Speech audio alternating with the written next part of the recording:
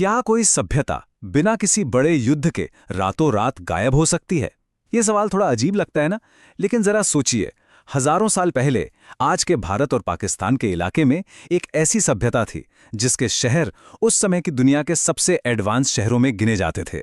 एकदम सीधी सड़कें, पक्की नालियां और कमाल की प्लानिंग। लेकिन फिर धीरे धीरे सब कुछ खत्म हो गया।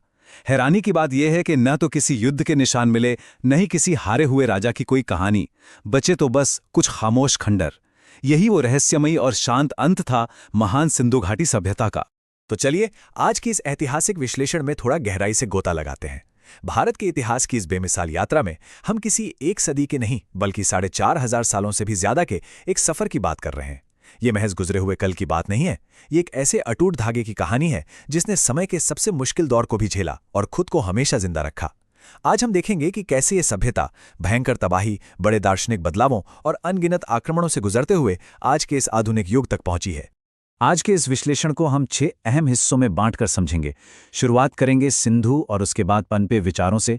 फिर हम सत्ता, शांति और भारत के स्वर्ण युग पर नजर डालेंगे। उसके बाद बाहरी आक्रमण, फिर ब्रिटिश कंपनी का शासन और वो बड़ा विद्रोह, आज़ादी और विभाजन का वो दर्दनाक दौर, और आखिर में बात करेंगे इस सभ्यता के लगातार बने रहने की। तो बिना देर किए चलिए शुरू करते हैं। तो पहला हिस्सा है सिंधु से विचारों तक का सफर, यानी कैसे फोकस बड़े शहरों से हटकर महान विचारों पर आ गया। हम अपनी कहानी की शुरुआत करते हैं करीब 2600 ईसा पूर्व से।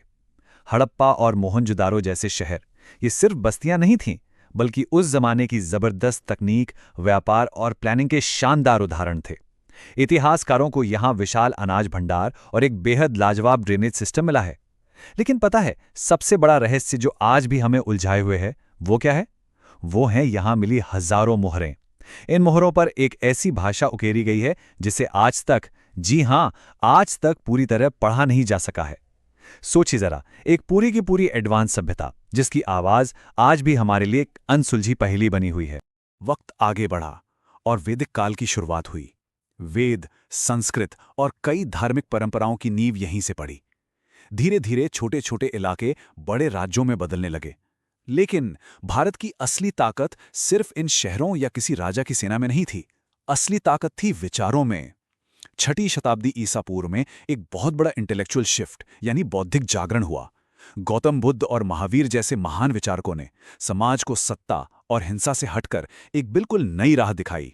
यही वो समय था जब ये जमीन सिर्फ एक भौगोलिक हिस्सा नहीं बल्कि गहरे दर्शन और विचारों का एक बड़ा ग्लोबल सेंटर बन रही थी। अब आते हैं हमारे दूसरे हिस्से पर, सत्ता, शांति और वो शानदार स्वर्ण युग, यानी अंतरात्मा और विज्ञान के साम्राज्य। तो अब बात करते हैं मौर्य साम्राज्य की।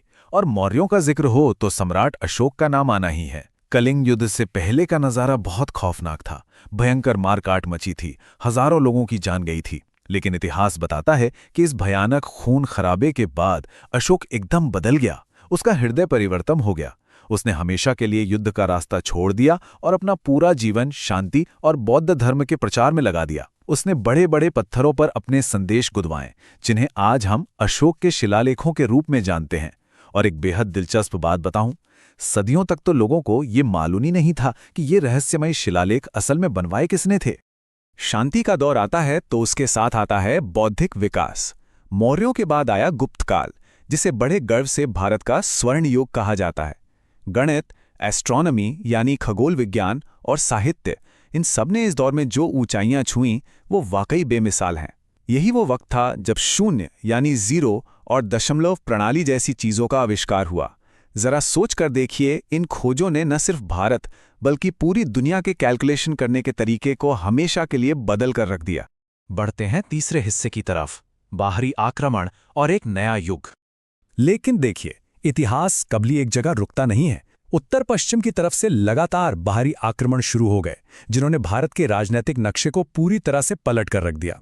सत्ता बड़ी तेजी से हाथों से फिसलने और बदलने लगी। 1206 में दिल्ली सल्तनत की शुरुआत हुई। फिर 1526 आया, पानीपत की पहली लड़ाई, जहां बाबर ने मुगल साम्राज्य की मजबूत नींव रखी। और फिर सदियों बाद 1757 में प्लासी की लड़ाई ने एक बिल्कुल नई विदेशी ताकत के लिए भारत के दरवाजे खोल दिए। वैसे मुगलों के दौर को समझना काफी जरूरी है, क्योंकि मुगल अपने साथ सिर्फ जंग और तलवारें नहीं लाए थे, उन्होंने यहाँ के प्रशासन, कला और वास्तुकला को भी पूरी तरह से एक नया रूप दिया। ताजमहल और लाल किला, जिन्हें आज पूरी दुनिया जानती है, ये सिर्फ खूबसूरत इमारतें नहीं थीं, ये उस दौर की बेतहाशा राजनीतिक ताकत और एक बिल्कुल नई सांस्कृतिक मिलावट की जीती जागती मिसालें थीं। अब आते हैं चौथे भाग पर, कंपनी का शासन और एक बहुत बड़ा विद्रोह। इसी बीच एक और ताकत बड़ी ही खामोशी से भारत में अपने पैर जमा रही थी, ईस्ट इंडिया कंपनी। ये शायद इतिहास की सबसे हैरान करने वाली घटनाओं में से एक है। जरा सोचिए, एक तरफ तो ये महज एक प्राइवेट ट्रेडिंग कंपनी के तौर पर शुरू हुई थी, जो सिर्फ व्यापार करने आई थी, लेकिन देखते ही देखते इसने करोड़ों लोगों पर सीधा राजनीतिक और प्रशासनिक कंट्रोल कर लिया। एक कॉरपोरेशन ने पूरी की पूरी सभ्यता पर कब्जा कर लिया। इसका नतीजा बहुत ही खौफनाक निकला। धीरे धीरे भारत की अकूत संपत्ति बाहर जाने लगी। भारी भरकम टैक्स, भयानक अकाल और लगातार होते शोषण ने करोड़ों लोगों की जिंदगियों को पूरी तरह तबाह कर दिया। अब जब शोषण अपनी हदें पार कर गया तो उसका जवाब भी उसी पैमाने पर मिलना था, और वो जवाब था 1857 का विद्रोह। मेरठ में भारतीय सैनिकों ने जो चिंगारी सुलगाई थी, वो बहुत जल्द एक भयानक आग में बदल गई और कई शहरों तक फैल गई। अंग्रेजों के खिलाफ ये सबसे पहली और सबसे बड़ी चुनौती थी। हालांकि ये विद्रोह अपने मकसद में तुरंत कामयाब तो नहीं हो पाया, लेकिन इसने एक बहुत बड़ा बदलाव जरूर कर दिया। इसने ब्रिटिश सरकार को मजबूर कर दिया कि वो इस प्राइवेट कंपनी को हटाकर भारत का शासन सीधे अपने हाथों में ले ले। अब हम पहुंचते हैं 5वें हिस्से पर, आज़ादी और वो भयानक विभाजन, एक बेहद दर्दनाक पुनर्जन्म। 20वीं सदी आते आते आज़ादी की मांग अब एक बहुत बड़ा जन आंदोलन बन चुकी थी। लेकिन दिलचस्प बात यह थी कि इस संघर्ष के रास्ते बिल्कुल अलग अलग थे।